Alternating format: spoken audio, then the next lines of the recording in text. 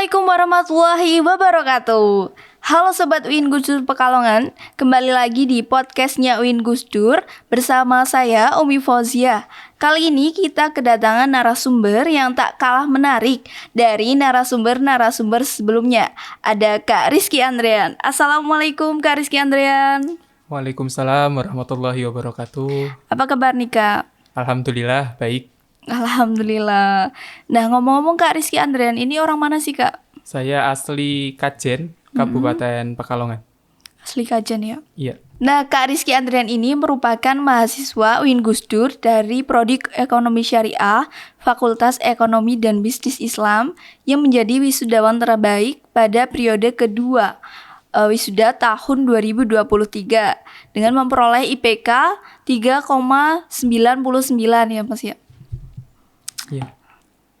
Nah, di awal perkuliahan itu gimana sih Kak? Kok bisa sampai di kuliah di UIN Gusdur ini? Ceritanya gimana? Baik, jadi saya lulusan SMK. Kebetulan saya SMK di Semarang, di SMK Negeri Jawa Tengah. Waktu itu saya mengambil jurusan Teknik Otomasi Industri. Jadi kalau dilihat dari latar pendidikan SMK, itu tidak terbayang sebelumnya akan kuliah di UIN Gusdur, apalagi mengambil program studi ekonomi syariah. Ketika lulus SMK, saya ingin melanjutkan kuliah itu di pendidikan teknik elektro maupun teknik elektro. Namun ketika saya mendaftar kuliah, saya juga mendaftar kerja dan ternyata lebih dulu pengumuman kerja. Sehingga saya bekerja dulu 1 tahun di PT Hitachi Power System Indonesia, itu lokasinya di Cikarang, Kabupaten Bekasi. Setelah habis kontrak selama 1 tahun, timbul keinginan untuk kuliah. Dan ketika diskusi dengan orang tua, akhirnya saya malah disuruh pulang, disuruh balik ke Pekalongan. Karena di Pekalongan, di dekat rumah, di Kajen, itu ada kampus. Kampus UIN. Dan ternyata itu IAIN Pekalongan yang tadinya mungkin saya kenalnya masih STAIN Pekalongan ya. Dulu. Karena pertimbangan tersebut akhirnya sudah saya manut dengan orang tua saya dan berkuliah di UIN Gusdur atau yang dulu berarti IAIN Pekalongan. Berarti sempat berhenti selama 1 tahun ya Kak ya? Ya, saya bukan fresh graduate ketika awal kuliah, tapi saya mahasiswa gap year 1 tahun. Nah, keren banget ya. Nah, setelah perjalanan panjang nih, akhirnya kan mendapat predikat wisudawan terbaik. Gimana sih Kak rasanya jadi wisudawan terbaik? Tentu bersyukur, alhamdulillah dapat menjadi wisudawan terbaik, meskipun sebenarnya juga tidak menyangka atau tidak punya keinginan untuk jadi wisudawan terbaik. Karena yang saya lakukan selama perkuliahan ya, yang penting kuliahnya dapat selesai, kemudian dapat menghasilkan atau memperoleh ilmu yang bermanfaat untuk kehidupan ke depan. Pikirnya simpel aja sih kayak gitu. Tapi ya, adapun dapat predikat sebagai wisudawan terbaik adalah ya bonus yang harus disyukuri saya rasa. Masya Allah. Nah ini Kak, apa saja sih kriteria menjadi wisudawan terbaik supaya nantinya buat Sobat UIN Gusdur biar jadi motivasi untuk kalian yang sedang ongoing nih? Kalau setahu saya untuk saat ini predikat wisudawan terbaik di UIN Gusdur itu masih sebatas dilihat dari prestasi akademis, yaitu dari nilai indeks prestasi kumulatif atau IPK. Jadi jika IPK-nya tertinggi di prodi, berarti itu nanti jadi lulusan atau wisudawan terbaik di tingkat prodi. Kemudian kalau jadi yang tertinggi di tingkat universitas, berarti jadi wisudawan terbaik di tingkat universitas. Jadi untuk saat ini hanya dilihat dari nilai IPK atau indeks prestasi kumulatif. Berarti yang IPK-nya tinggi nanti itu menjadi predikat mahasiswa terbaik gitu ya Kak? Iya, ketika wisuda. Nah, apakah awal dulu kuliah itu udah ambis nih pengen jadi mahasiswa terbaik atau langsung tiba-tiba jadi mahasiswa terbaik gitu Kak? Dibilang ambis ya juga tidak, dibilang tiba-tiba ya juga tidak. Karena kalau tiba-tiba itu kan kesannya dadak gitu ya. Sedangkan IPK itu kan kumulatif, berarti kan kita dapatkan dari proses selama perkuliahan itu berlangsung, selama tiap semester. Namun jujur saya juga tidak terlalu ambis mengejar IPK. yang saya kejar itu malah lebih ke kuliah selesai tepat waktu. Alasannya apa? Saya penerima beasiswa KIP, Kartu Indonesia Pintar, kuliah. Sehingga memiliki target untuk selesai kuliah tepat waktu, 4 tahun atau 8 semester. Nah, untuk menjaga peluang saya agar selesai kuliah tepat waktu, IPK saya itu berarti, bukan IPK ya, IP semester saya harus stabil 3,5 ke atas. Karena kalau IP semester 3,5 ke atas kan dapat mengambil SKS maksimal, tidak meninggalkan mata kuliah, tidak perlu tambahan semester untuk mengejar ketertinggalan itu. Nah, sehingga yang penting saya IP di atas 3,5, tapi alhamdulillah Allah memberikan lebih. Alhamdulillah banget tuh, Di Kak. akhir ternyata IPK saya dapat 3,99. Saya bersyukur untuk itu. Keren banget ya. Nah, kalau dalam meningkatkan nilai itu kan pasti berat ya, Kak. Nah, gimana sih tipsnya buat yang kayak aku ini kadang nilainya naik turun, gak stabil gitu? Saya kira sih berat atau tidaknya banyak faktor yang mempengaruhi itu. Bisa dari kita sendiri, juga bisa faktor dari luar. Misal dari dosen, dari mata kuliah yang bersangkutan. Karena kan yang namanya mata kuliah mungkin desainnya seperti ini ya. Ketika awal-awal semester mungkin masih mata kuliah yang umum. Seperti kita mengulang pelajaran di SMA atau SMK. Kemudian semakin lama, seiring dengan berjalannya waktu, maka tingkat kesulitan mata kuliah itu semakin bertambah. Nah, kita harus mampu beradaptasi dengan hal tersebut. Berarti kita harus semakin rajin belajar, kita harus mempertahankan, syukur-syukur meningkatkan prestasi akademik kita, dan saya rasa banyak caranya. Cara yang pertama yaitu tadi rajin belajar. Cara kedua, bangun komunikasi yang baik dengan dosen dan juga dengan teman. Dengan dosen itu misal teman-teman bisa jadi komting atau bisa aktif di kelas. Biar dikenal gitu. Nah, iya kalau komting kan biasanya dikenal tuh sama dosen Iya. yang bersangkutan. Atau itu tadi aktif di kelas. Karena komponen penilaian perkuliahan salah satunya kan juga keaktifan kalau tidak salah. Di RPS kan ada persentasenya berapa persen seperti itu. Kemudian dengan teman juga bangun komunikasi yang baik dengan teman. Bukan dalam artian akhirnya mencontek ketika ujian atau mengerjakan tugas yang semestinya individu dikerjakan bersama, itu tidak ya. Bangun komunikasi yang baik itu seperti ini. Tugas kuliah itu kan juga ada yang tugas kelompok. Nah, silakan bangun komunikasi yang baik dengan teman sekelompok masing-masing. Kemudian ketika kita kuliah dengan banyak orang, dengan tim, nah itu saya rasa akan lebih baik daripada kita kuliah berjuang sendiri. Artinya seperti ini, ketika kita kuliah bersama teman-teman kita melihat progres dari teman kita. Oh, teman saya misal sudah mengerjakan tugas A, saya kok belum ya? Berarti saya harus mengerjakan tugas A, biar saya tidak jauh tertinggal dari teman saya. Kemudian saya mengerjakan tugas statistik misal, kok kesulitan, teman saya ini ada nih yang jago statistik. Nah, saya minta diajarin, minta dikasih tahu caranya. Nah, hal-hal seperti itu saya rasa perlu dibangun. Jadi kuliah itu kuliah yang kolaboratif, jangan yang individualis. Iya. Jadi teman-temannya juga harus mendukung ya, lingkungan juga sangat mendukung cari untuk lingkungan pertemanan yang suportif. Iya, betul sekali. Nah, di akhir kuliah ini kan gak lepas dari tugas akhir. Ada gak sih, Kak, kendala-kendala saat penyusunan skripsi? Kendala utama saya dalam menyusun skripsi itu lebih ke persoalan niat. Emang kadang moodnya itu niat. ya, Kak ya? Ya, saya sama dengan remaja pada umumnya. Remaja tanggung ya, udah mau masuk fase dewasa, tapi masih kadang ada persoalan terkait dengan niat atau kalau bahasa remajanya mood gitu ya. Namun kita coba kendalikan itu karena kita juga punya target, punya tujuan. Kalau saya ya simpelnya tadi itu saya harus lulus tepat waktu, kalau tidak nanti saya bayar UKT semester depan gitu. Gitu. Dan saya tidak mau itu. Sehingga ya harus berkompromi dengan hal-hal semacam itu. Kalau sudah terlanjur ketinggalan, berarti kita harus mengejar. Kita harus berlari lebih cepat seperti itu. Tapi kalau tidak ketinggalan, ya berarti kita ikuti saja ritme yang ada. Yang penting target kita bisa tercapai. Kendalanya sih lebih ke niat, Mbak Umi. Dan untuk dari Kak Rizky Andrian ini tuh ada nggak sih cara Kak Rizky Andrian ini tuh ngumpulin niat gitu supaya semangat lagi bikin skripsi gitu? Cara yang khusus sih tidak ada ya saya kira. Lebih ke itu sih agar target lulus tepat waktu 4 tahun atau 8 semester itu terpenuhi. Namun kalau agar target itu bisa terjaga, bisa tetap konsisten, ya beberapa cara yang mungkin bisa dilakukan. Ini untuk saya sendiri dan mungkin untuk teman-teman juga ya.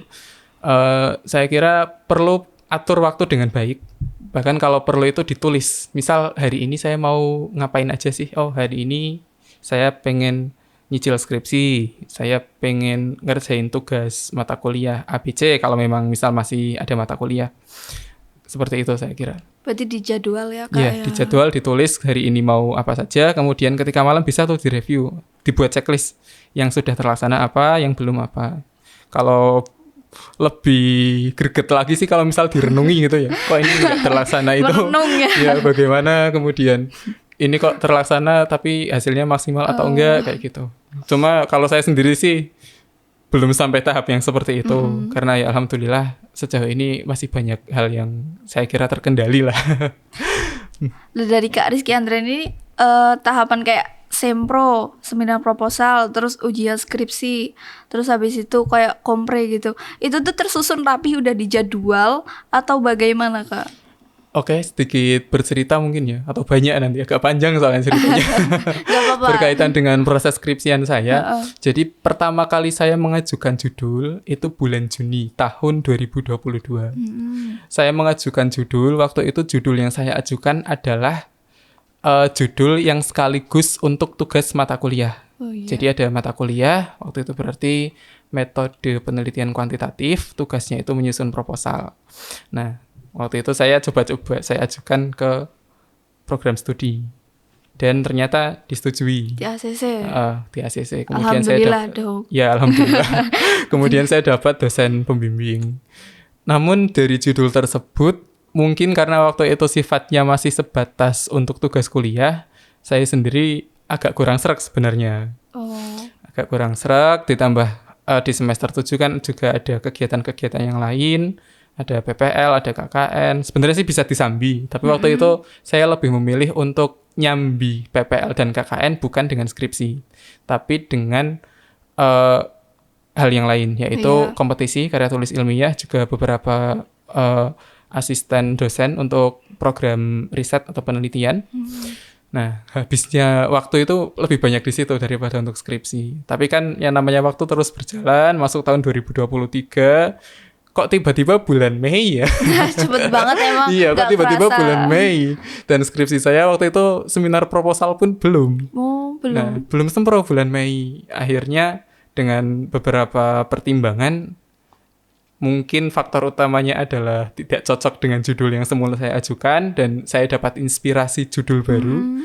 Nah, saya mengajukan proses penggantian judul. Dan alhamdulillah disetujui. Kemudian mulai tuh, begitu dengan judul yang baru, saya kira prosesnya agak cepat. 14 atau 15 Mei saya mengajukan judul, kemudian selang berapa hari, karena proposalnya sudah ada, saya sudah buat proposal dulu, baru saya ajukan judul. Itu seminggu lah buat proposal, sama kalau di sini kan ada Turnitin ya. Iya, 1 minggu selesai beserta revisi dan Turnitinnya. Saya daftarkan sempro. Kemudian jadwal sempro itu baru turun 2 minggu kemudian. Jadi awal Juni, tanggal 6 atau 7 Juni. Saya agak lupa, kalau enggak 6 tanggal 7. Juni itu saya sempro. Setelah itu 2 minggu lah, 2 minggu. Sudah selesai skripsinya. 2 minggu Kak? Iya. Masya Allah. 2 minggu, bahkan mungkin kurang dari itu karena kan ada proses administrasi, ada Turnitin, ada proofreading. Kemudian sampai tanggal 20 Juni itu saya daftar sidang. Jadi 15 Mei mengajukan judul, 7 Juni itu seminar proposal, 20 Juni daftar sidang. Prosesnya cepet banget berarti Kak ya. Karena sudah sangat kepepet. Kalau kata orang itu mungkin kan ada the power of kepepet. Gitu. Karena dulu kan infonya pendaftaran sidang itu terakhir kan 20 Juni. Kemudian mundur lagi sampai 31 Juni. Nah mau nggak mau kan harus dikejar itu. Dan alhamdulillah tercapai. Emang kalau udah mepet-mepet tuh kayak gitu langsung ya. Tapi jangan dibiasakan kalau bisa. Karena capek. Saya skripsian itu dari jam 8 pagi dan tidur jam 2 malam. Wah, ternyata perjuangannya itu ya bener-bener Ya, kayak jadinya ngejar. makan sama sholat sama kalau disuruh orang tua ke pasar atau kemana gitu lah. Masya Allah. Iya, jam 2 malam baru tidur skripsian. Karena waktu saya terbatas sekali. Nah, ngomongin skripsi nih Kak, aku penasaran nih, judul skripsi yang Kakak angkat itu apa sih? Bolehlah jelasin isinya sedikit. Oke. Untuk skripsi saya berjudul Pengaruh Kompetensi Sumber Daya Insani dan Kualitas Kehidupan Kerja terhadap loyalitas karyawan dengan kepuasan kerja sebagai variabel intervening. Studi pada KSPPS PTM Pekalongan. Untuk isinya saya mencoba menganalisis pengaruh secara langsung maupun tidak langsung dua variabel independen, yaitu variabel kompetensi sumber daya insani dan juga variabel kualitas kehidupan kerja terhadap loyalitas yang ada pada karyawan KSPPS PTM Pekalongan. Dan saya menggunakan variabel intervening atau biasa disimbolkan variabel Z ya. Kalau di teman-teman kuantitatif itu pakai kepuasan kerja. Jadi saya berusaha menguji kepuasan kerja sama loyalitas karyawan di KSPPS PTM Pekalongan itu dipengaruhi oleh apa sih? Kemudian saling berhubungan atau tidak, baik pengaruhnya secara langsung maupun tidak langsung. Dan ternyata hasil penelitian saya menunjukkan ada pengaruh antara variabel independen, kemudian variabel mediasi atau intervening, dan juga variabel dependen yang saya gunakan. Bisa ya secepat itu ya. Ya, karena mungkin terbantu sebelumnya juga beberapa kali pernah melakukan riset, Oh, udah penelitian dengan dosen, kemudian untuk lomba dan lain sebagainya. Saya merasa sangat terbantu dengan itu. Iya. Nah, prestasi apa aja sih yang telah Kak Rizky ini raih selama perkuliahan, baik akademik maupun non-akademik? Untuk prestasi sendiri, saya rasa yang banyak saya peroleh selama berkuliah di UIN Kiai Haji Abdurrahman Wahid Pekalongan lebih ke prestasi akademik. Kalau dilihat dari IPK tadi, alhamdulillah dapat 3,99. Kemudian untuk kompetisi yang saya ikuti juga mayoritas adalah kompetisi yang muatannya adalah akademis, kompetisi karya tulis ilmiah. Kalau dihitung berarti ya belum banyak sih, masih sedikit sebenarnya. Karena saya mulai itu dari semester 5. Kalau saya mulai dari semester 3 atau 2 mungkin akan lebih banyak lagi. Ya enggak tahu ya, kan proses.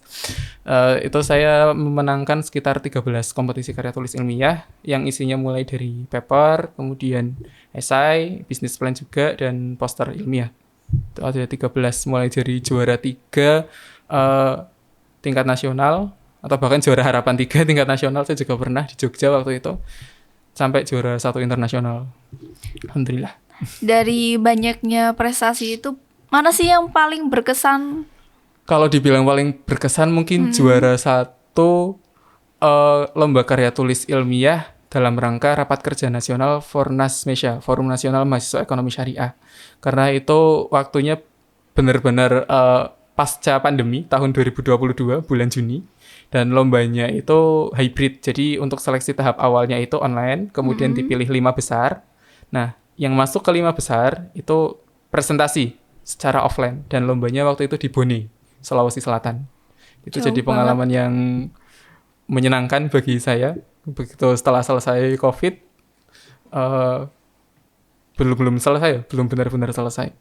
Bisa mengikuti lomba sampai ke Bone. Kesana sama temen atau didampingi?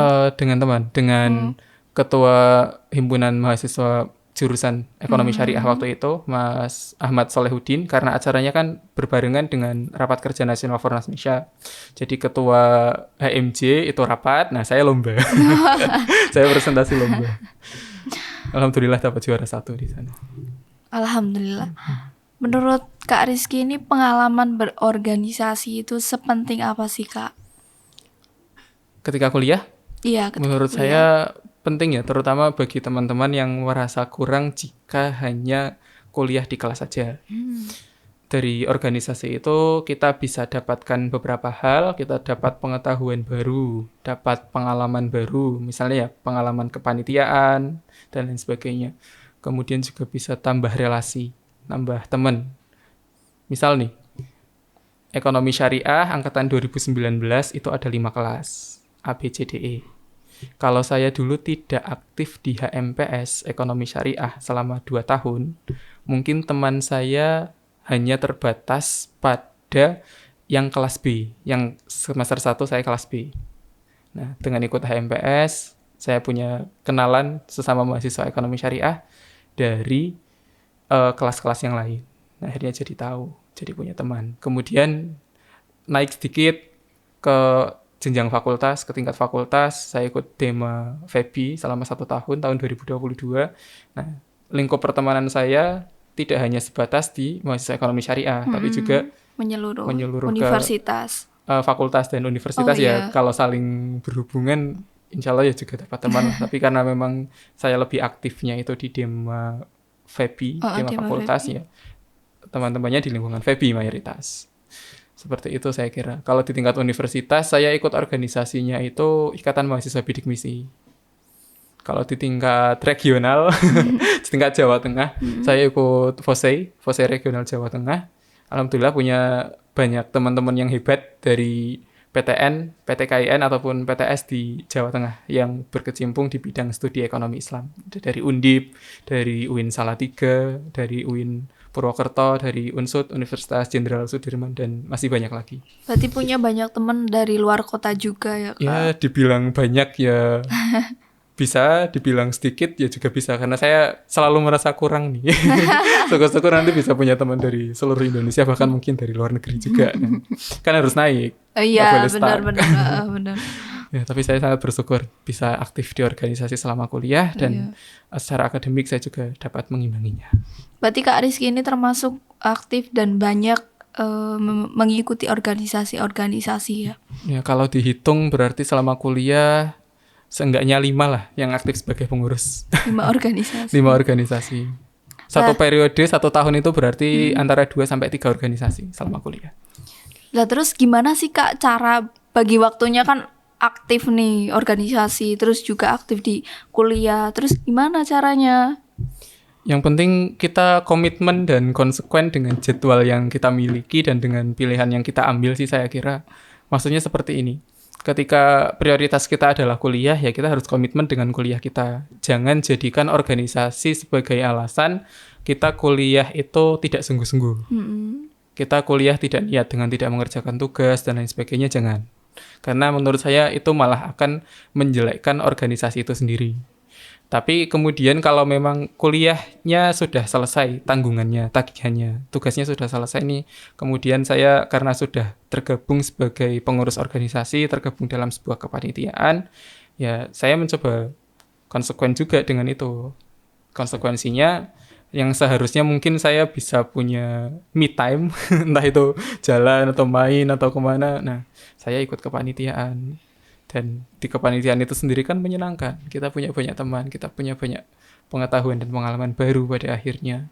Kemudian kuliah kita itu jadi lebih berwarna gitu lah daripada misalnya kuliah saja tanpa melakukan hal yang lain. Bosan kayak gitu. Ya bisa dibilang seperti itu juga mungkin. Tapi kan orang beda-beda ya. Ada yang prioritasnya memang ya fokus untuk kuliah. Kemudian ada yang kuliah sambil bekerja mungkin, entah wirausaha atau kerja part-time.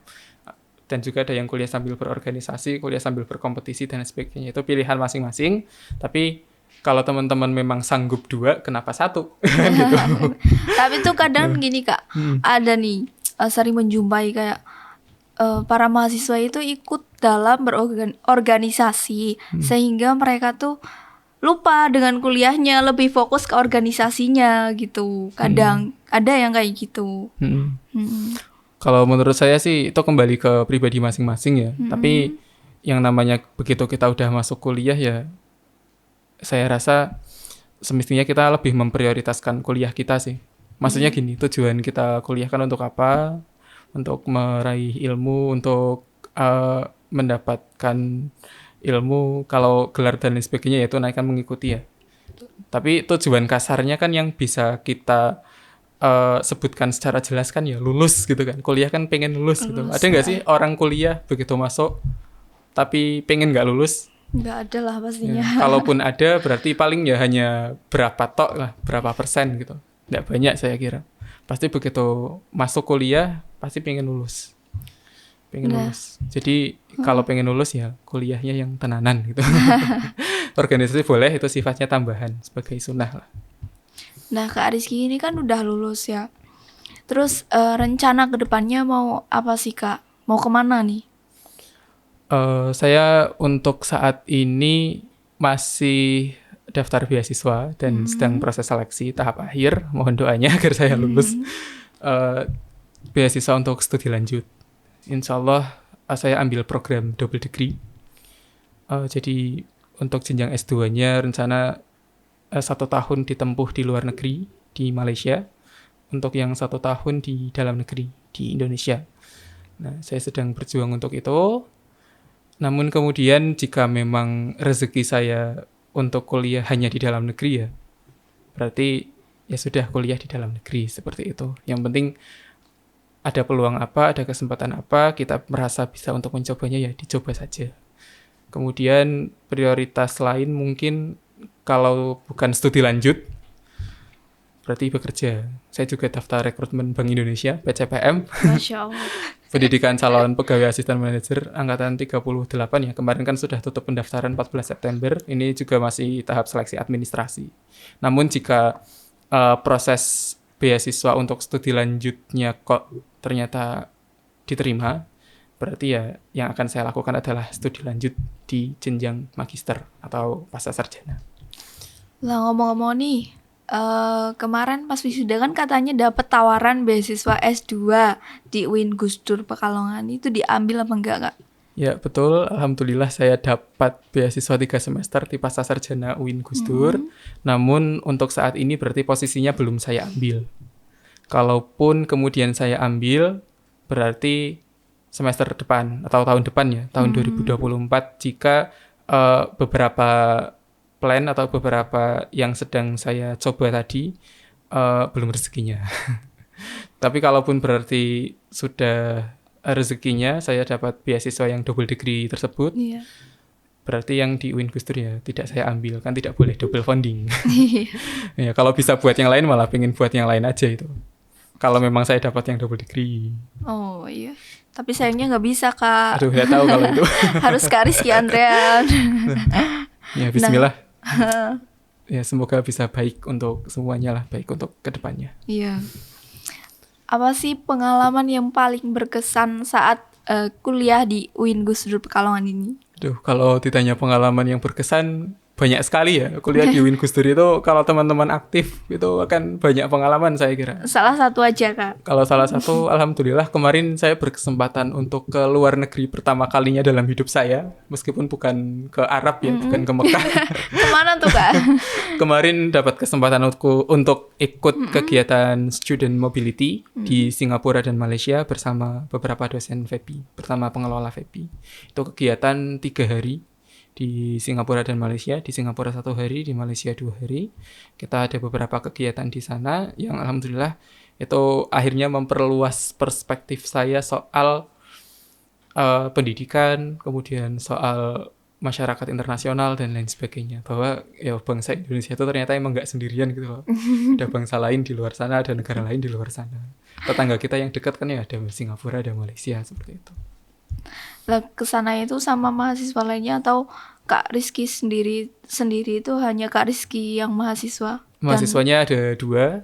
2. 1 saya, yang 2 berarti Mbak Tri Khairil Ikhlak, mahasiswa program studi akuntansi syariah. Dari ekonomi akuntansi syariah. Iya, akuntansi syariah. Kalau saya berarti dari ekonomi syariah. Nah, selama kuliah nih ada nggak sih karya-karya apa saja yang telah dihasilkan Kak Rizky Andrian ini? Kalau untuk karya yang dihasilkan, karena bidang yang saya tekuni selama kuliah adalah bidang akademis dan lebih spesifiknya lagi ke karya tulis ilmiah, karya yang dihasilkan berarti yaitu karya tulis ilmiah yang terpublikasi, kemudian terindeks. Kalau dilihat di Google Scholar saya ada sekitar 12 atau 13 atau mungkin 14 itu karena beberapa ada yang belum saya arsipkan. Jadi kalau karya selama kuliah yaitu publikasi ilmiah, entah itu jurnal, proceeding, karena saya beberapa kali ikut international conference sebagai pemakalah. Ada juga book chapter yang saya buat bersama teman-teman kelas dan juga dosen Pak Henry Hermawan Adinugraha. Nah, ini untuk yang terakhir nih Kak. Ada nggak sih pesan untuk para adik-adik mahasiswa UIN Gus Dur agar mereka tetap semangat dalam studinya? Pesan untuk adik-adikku mahasiswa jenjang sarjana UIN Kiai Haji Abdurrahman Wahid Pekalongan, jalani kuliah dengan semangat, kemudian tekuni apa yang menjadi passion atau minat dari teman-teman semua, misal yang sama kayak saya nih, senang nulis, senang karya tulis ilmiah, ya coba ditekuni saja, mulai belajar dari awal, kemudian sampai jago, sampai bisa nulis karya tulis ilmiah dan sampai jadi publikasi. Kemudian kalau suka di bidang yang lain, misal suka bermusik atau suka bela diri, tekuni itu karena alhamdulillah kampus kita mendukung untuk itu. Kan banyak UKM sebagai wadah yang bisa kita mengembangkan diri kita di situ, yang pengen gabung HMJ atau Dema, ya monggo. Yang suka kuliah sambil berwirausaha juga monggo. Yang penting satu, jangan sampai selama kuliah itu tidak melakukan apapun. Nggak ngapa-ngapain itu jangan. Waduh. Jangan. Iya. Kuliah harus niat, kuliah harus semangat. Berarti gitu ya Kak ya. Nah itu tadi sharing-sharing bersama wisudawan terbaik dari Kak Rizky Andrean. Aku ucapin selamat buat Kak Rizky. Semoga ilmunya bermanfaat dan apa yang diharapkan dapat tercapai. Tadi beasiswanya ya. Ya mohon doanya karena sedang memasuki seleksi tahap akhir. Ya, Sobat Mohon Win, mohon doanya untuk Kak Rizky Andrean ini ya. Nah seperti biasa setiap narasumber diminta untuk pantun nih Kak. Silahkan Kak Rizky untuk berpantun. Oke, pantun ya untuk closing atau penutup. Pagi-pagi sarapan bubur. Nah, cakep, Bubur dimakan ketika hangat. cakep, Ayo kuliah di UIN Gus Dur. cakep. Kuliah di UIN Gus Dur dengan semangat. Weh. Demikian podcast UIN Gus Dur Pekalongan ini. Terima kasih untuk Kak Rizky Andrean yang sudah berkenan hadir dan memberikan informasinya. Semoga dapat memotivasi para mahasiswa lainnya ya. Amin. Terima kasih. Saya Umi Fauzia pamit undur diri. Wassalamualaikum warahmatullahi wabarakatuh.